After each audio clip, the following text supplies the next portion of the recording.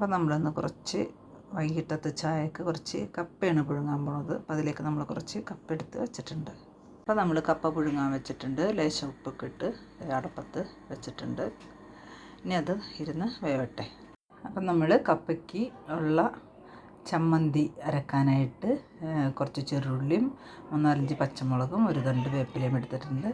ഇത് നമുക്ക് ഇത്തിരി ഉപ്പും കൂട്ടി നന്നായിട്ട് ചതച്ചെടുക്കാം. അപ്പം നമ്മുടെ ചമ്മന്തി റെഡി ആയിട്ടുണ്ട്. അതിലേക്ക് നമ്മൾ കുറച്ച് വെളിച്ചെണ്ണ ഒഴിച്ച് കൊടുക്കുന്നുണ്ട്. കുറച്ച് ഒഴിച്ചാൽ മതി കേട്ടോ.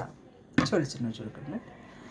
അപ്പം അതിലേക്ക് നമുക്ക് കുറച്ച് തേങ്ങ ഇട്ട് കൊടുക്കുന്നുണ്ട്. അപ്പോൾ നമ്മളുടെ കപ്പയും ചമ്മന്തിയും റെഡി ആയിട്ടുണ്ട്. അപ്പോൾ എല്ലാവരും ഇങ്ങനെ ചെയ്യണം.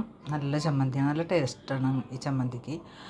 അപ്പോൾ ഇത് തേങ്ങയില്ലാതെയും നമുക്ക് തേങ്ങ ഇടണമെന്നില്ല കേട്ടോ. ഞങ്ങൾക്കിവിടെ തേങ്ങ ഇഷ്ടമുള്ളത് കൊണ്ട് അങ്ങനെ തേങ്ങ ഇട്ടതാണ്. തേങ്ങ ഇടാതെയും ഈ ചമ്മന്തി കൂട്ടി കഴിക്കാൻ നല്ല ടേസ്റ്റാണ്. നല്ല കപ്പയാണ്, നല്ല നന്നായിട്ട് വെന്തിട്ടൊക്കെ ഉണ്ട്, നല്ല ടേസ്റ്റുള്ളതാണ്. അപ്പോൾ ഇഷ്ടപ്പെട്ടാൽ ലൈക്ക് ചെയ്യുക, ഷെയർ ചെയ്യുക, കമൻറ്റ് ചെയ്യുക, സബ്സ്ക്രൈബ് ചെയ്യുക കേട്ടോ.